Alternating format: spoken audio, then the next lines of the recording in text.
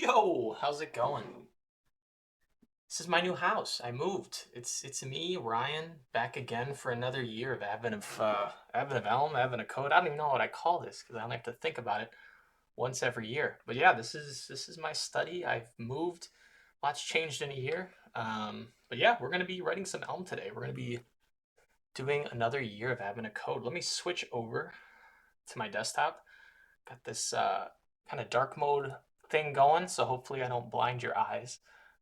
But yeah, every year we try to get as far as possible in these little Advent of Code challenges, and we use our favorite language, Elm. The fun part about using Elm is I'm going to be able to share these URLs with you. So in the description below, there will be links to everything that we go through today. We're just going to walk through it step by step and see if we can make it to day 7. That's usually where I give up.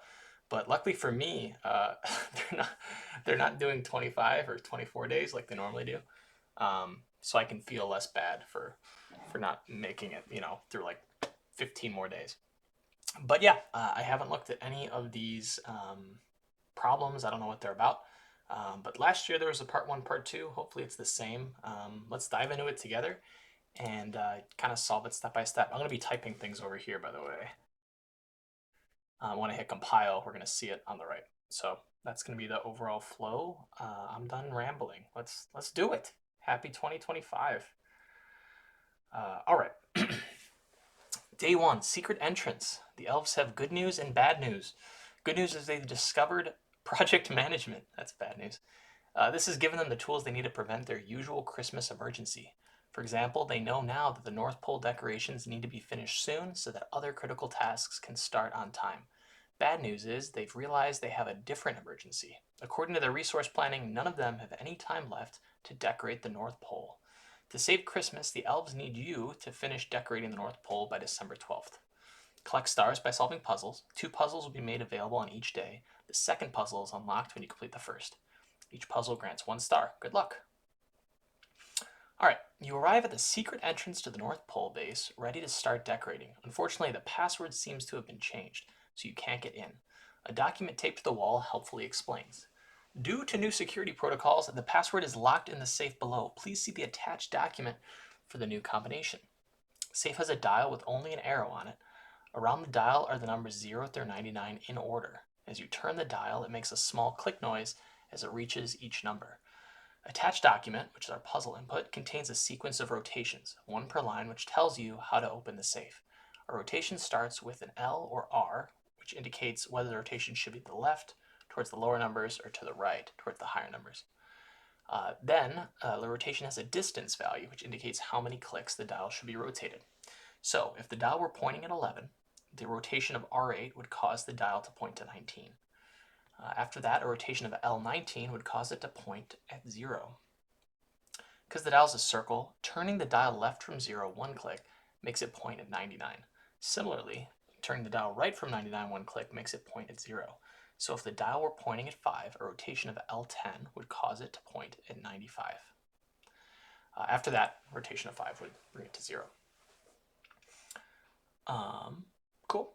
Dial starts by pointing at 50. That seems important. You could follow the instructions, but your recent required what? You could follow the instructions, but your recent required official North Pole secret entrance security training seminar, that's a lot of words, and we're not even done with this sentence, taught you that the safe is actually a decoy. The actual password is the number of times the dial is left pointing at 0 after any rotation in the sequence. The number of times the dial is left pointing at 0. Okay. For example, suppose the attached document contains this. So I'd like to start with these. I'm just going to copy this on my clipboard. Following these rotations would cause the dial to move as follows. The dial starts at 50. You go L68, brings it to 82. So we kind of go wrap around. We're 82, and go to 52, and then we point at 0.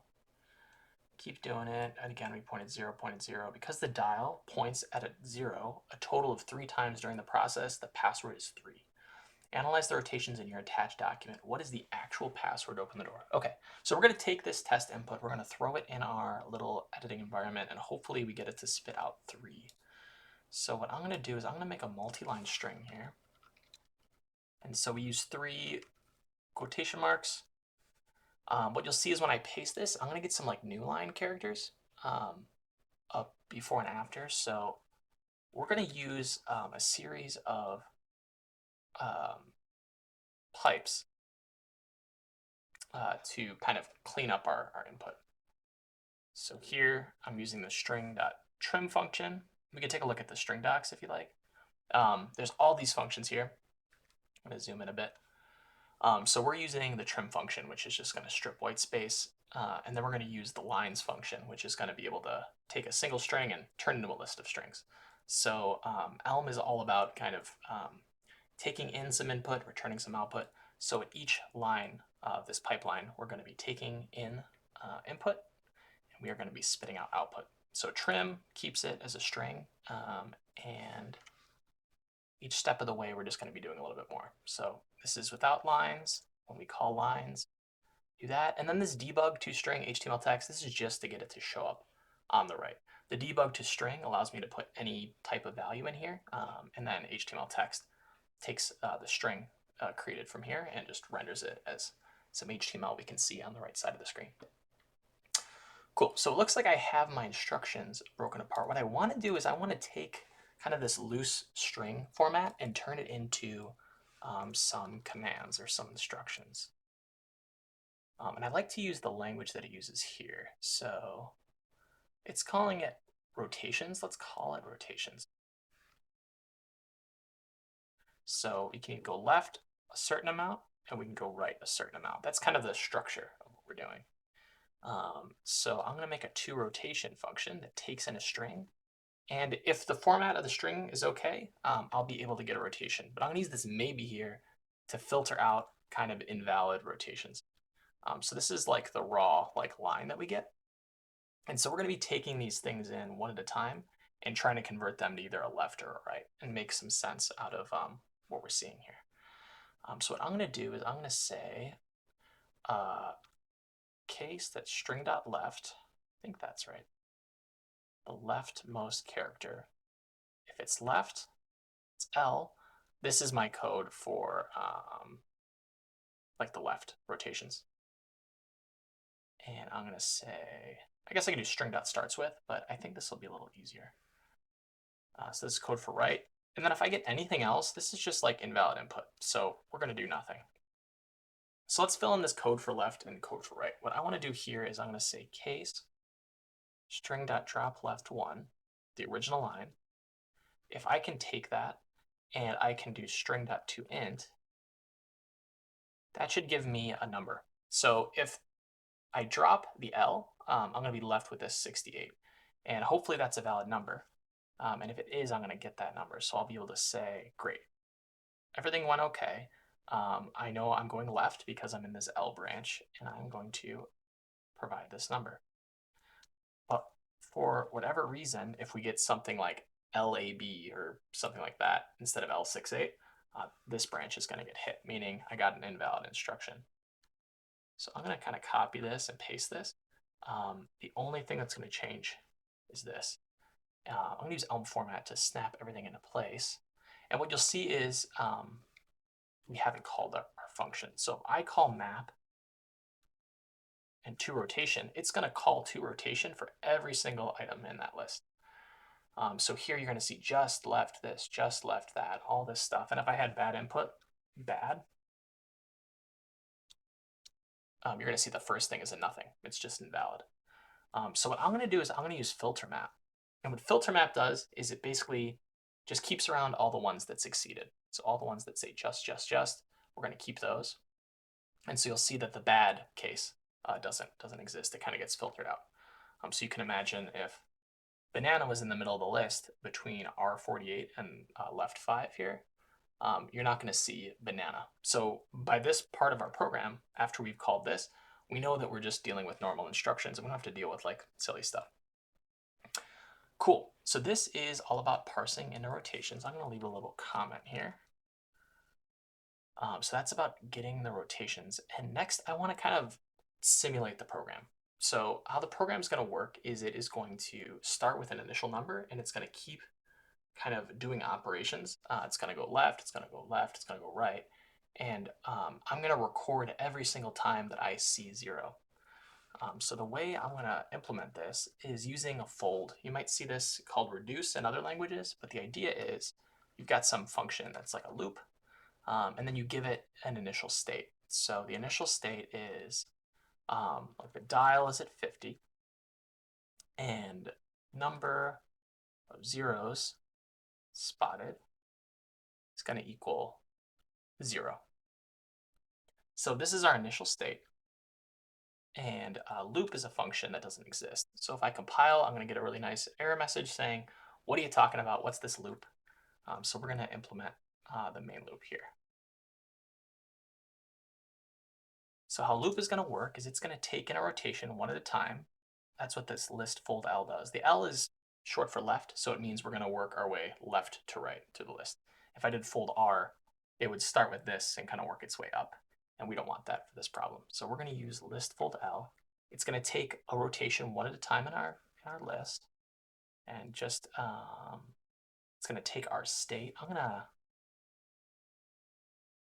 have a little nickname for this type. So this type alias allows me to document what I expect these values are going to be. Number of zeros spotted. Probably could have chose a shorter name for that, but now you know what it means. Definitely not going to miss out on any clarity here. All right, loop, rotation, state, and right now I'm going to leave it to do here, and we're just going to return the state as is every time. So you'll see after this runs all of our instructions, let me just comment this out. These were all of our commands. Every time we got a new rotation, we just did nothing. So we've got 1, 2, 3, 4, 5, 6. We got 10 commands here. You can imagine that every time I get a rotation, I say the number of zeros spotted equals number of zeros spotted plus 1. And because there's 10 rotations, this function is going to call 10 times, and we're going to end up with 10. So that's just a little bit of proof of life here that this is actually getting called. But what we're doing is every single rotation is calling this function here. So we know that it's running. What we want to do is we want to look at the rotation and determine what that new number is. We don't always want to add 5 here. So I'm just going to leave this kind of commented out. And what we're going to do is we are going to make a local variable here. So I'm going to say the new dial is going to be, we're going to take a look at the rotation value, or kind of what command came in. If it's left some amount, we are going to say take the current dial, and we're going to subtract the amount because we're going left. And it mentioned this thing about wrapping around. The maximum number is, I think it's 99, right? I think it said it goes 0 to 99. So we never want it to be greater than 99. So I think what we want to do is we want to mod it by 100. I haven't thought about modding numbers in a little bit. I think that's right. Basics.mod by 100. So if I mod something by 3, it'll only go 0, 1, 2, 0, 1, 2. It won't kind of keep going. So this will prevent like the negative numbers. And I think negatives will work the way that we want to in Elm. In JavaScript, when you use the mod operator, weird things can happen. Maybe it's remainder by. Let me take a look at the core docs and see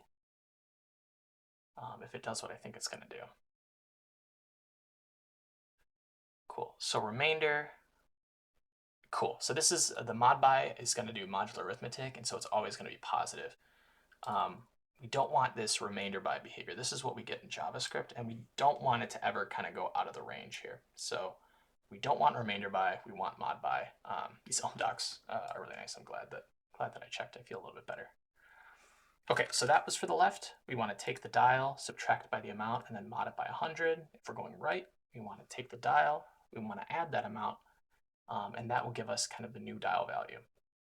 And so what I'm going to do is also have the new number of zeros spotted. I'm going to say if the new dial is 0, then we're going to take the current amount and add 1 to it. Otherwise, we're just going to leave it as is. And so at the end of the day, we're going to return kind of a new state where we modify the dial field to equal the value of the new dial. And we're going to modify the number field here. Let me clean this up for you. Oops. I should probably not have cut that. I should have pasted it. But I'm adding these optional annotations here just for clarity. But what we end up with is the dial, when we're done running our little loop here, the dial ends on 32 and we're seeing 3. And so the answer would be 3. We'd plug that in.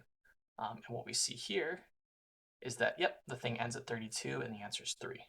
So what I'm going to do is I'm going to get my puzzle input and I'm going to copy all this. I'm going to save this. So I'm going to say day 1, part 1. Save this. And I'm going to put in my puzzle input. And my answer is 989. Your input's going to be different. So if you're trying this at home, you're going to get different input here. But it looks like we got it. So that was part 1. So now we're going to take a look at part 2 and see what kind of twist they added. So what I want to do is save this, new tab, and that way I can keep this around. So I have the link for the video description. So this is the old answer. Perfect. And I'm going to just rename this to part 2 before I forget. Okay, so let's take a look at part 2. You're sure that's the right password, but the door won't open. You knock, but nobody answers. You build a snowman while you think. As you're rolling the snowballs for your snowman, you find another security document that must have fallen into the snow. Due to the newer security protocols, please use password method ODOT, I'm not reading that, until further notice. You remember that the training seminar, that method blah, blah, blah, blah, blah, means you're actually supposed to count the number of times any click causes the dial to point at 0, regardless of whether it happens during a rotation or at the end of one. Okay, so here, this one passed over 0. And so there's going to be kind of these situations where we cross over that threshold.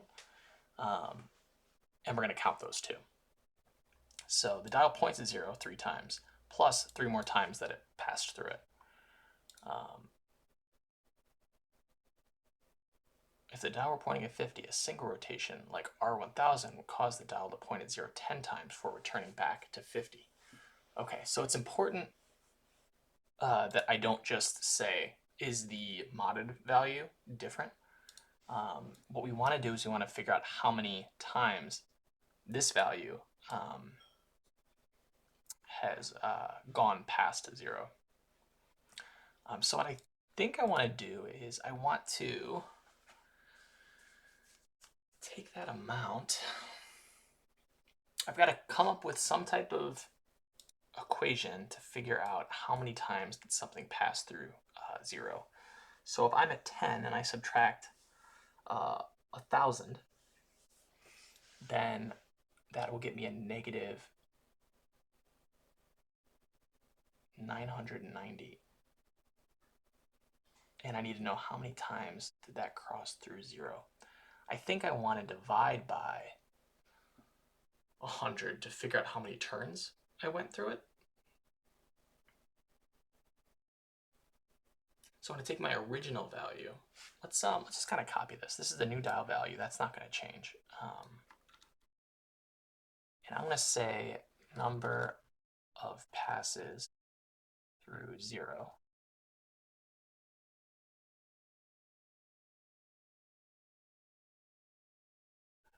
And so I need to figure out what this is going to do. So this is my kind of new position. I can say if I'm going left, if I find the difference between these two, so I'm going to take the original, subtract the new value. I'm going to get the absolute value, so I don't have to worry about anything funny. I could control it with the order. I think this is the amount. I don't know if I want to subtract the state of the dial.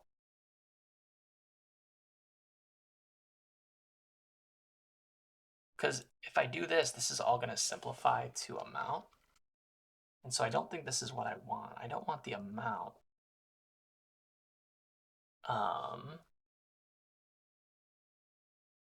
Because that wouldn't account for like where my starting position is. What I want to do is I need to know, yeah, how much I moved. So if I take this, 10 minus 50 is different than 70 minus 50. I'm just gonna kind of jot down my thoughts here. This is where my brain's going. If I start at 70 and I go left 10 or left 50, those are my inputs. This should output 0. But if I'm 10, I go left 50. This should output 1. And so kind of the starting value is it's meaningful. I don't want to throw that away. And so if I do state dial minus amount and then I subtract state dial from it, I'm going to end up kind of with only amount, and that completely eliminates state dial from this computation. So I don't think this is what I want. What I want to know is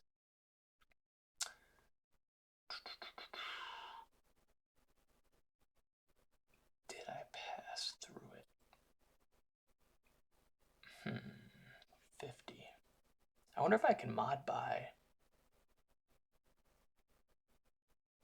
the amount.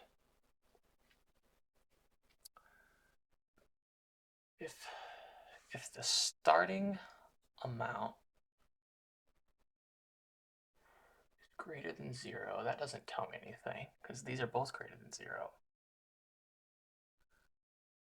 The amount 50 divided by 100.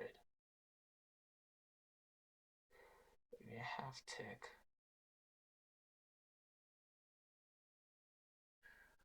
Amount divided by 100 would tell me how many multiples.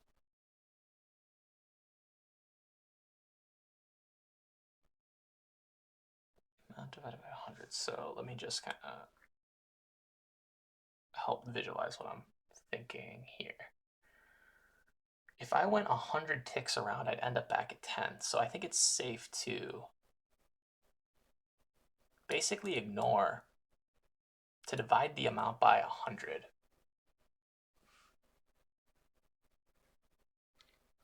And add that. This is going to divide by 100 and round down.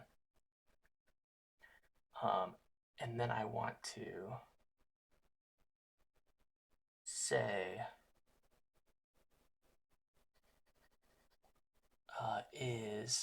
I want to add 1 if the state dial minus the remainder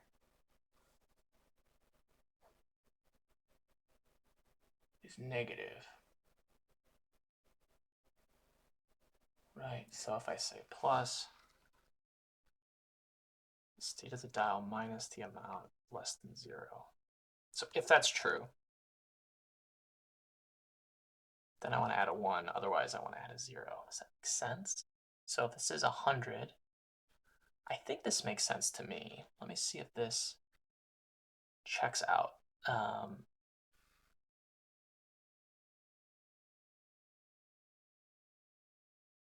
think this does what I want it to do.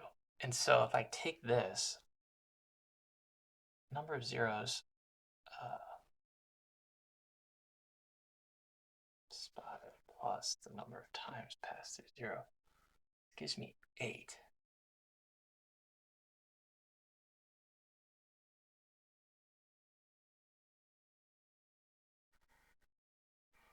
Dial starts by pointing at 50, 68 points at 0 once. It passes through 0 once. So L50. Let me, a way I can kind of figure out if I'm heading in the right direction is actually by taking out this input. So the number of zeros spotted is 1. So far, so good. So what I'm going to do here is I'm going to use list.take, and I'm only going to do these steps one at a time. And we're going to compare that against what we have and increase this number until something is wrong. So I'm going to kind of take this, snap it over here. That's my face.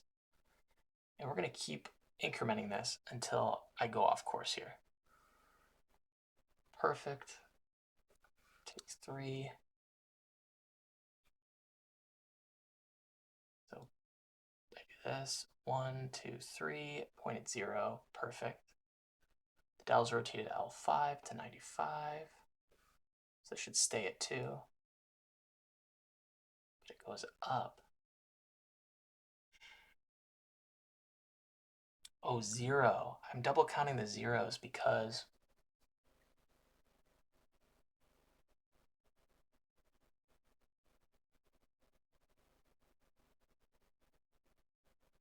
yeah, I'm double counting the zeros.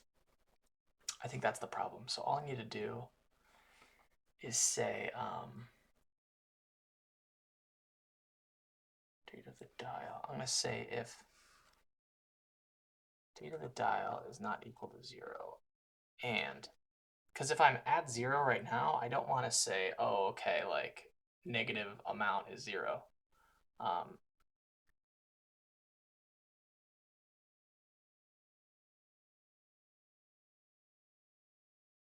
Oh, and this is also wrong. This needs to be the changed amount. This needs to be state dial minus amount. I think what I want to do is I want to only keep around the 50. So it's really amount mod by 50 or mod by 100. Sorry. Here. This is all in line. This is getting really confusing to read. But I think that's probably what I was doing wrong. So let me just come back to this and comment, comment out this line. Okay, this gets 6. Okay, so the problem was here, let me format this. And maybe we can reuse this code, huh? So bonus for passing through.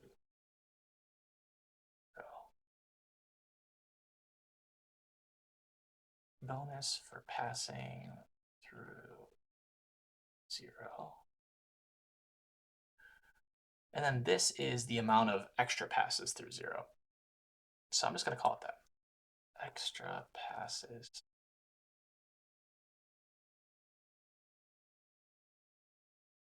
through 0.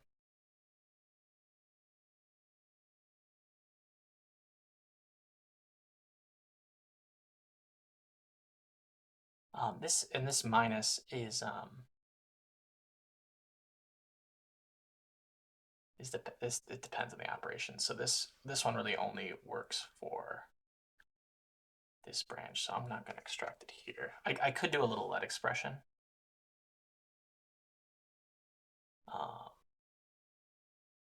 Yeah, I can do it here. Bonus for passing through 0.